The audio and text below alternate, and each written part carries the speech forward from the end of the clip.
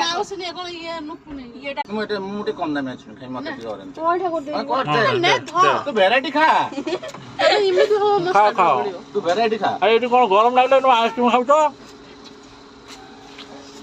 ହଁ ଏଟା ଦେଖୁଛୁ ନା ହଁ ଦେଖିଲି ଏଟା ଆଇସ୍କ୍ରିମ ଭଲ ଲାଗୁଛି ଭଲ ଲାଗୁଛି ତମକୁ କଣ ଲାଗୁଛି ଆଇସ୍କ୍ରିମଟା ବଢିଆ ଲାଗୁଛି ତମକୁ କୋଉଟା ଆଇସ୍କ୍ରିମ ଲାଗୁଛି ତୁ ଦଶଟଙ୍କା କାଇଁ ସେ ଧଇଲା ବୋଲି ମୁଁ ମନା କରୁଛି ତାକୁ ତମକୁ କଣ ଲାଗୁଛି ଏଇଟା ଖାଇବୁ କି ମୁଁ ତ କହୁଛି ବକୱାସ ଲାଗୁଛି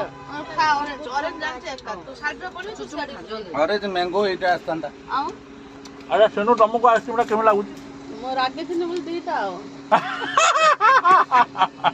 ମତେ ଦେଖା ମୁଁ କହିବି ମତେ ଦେଖା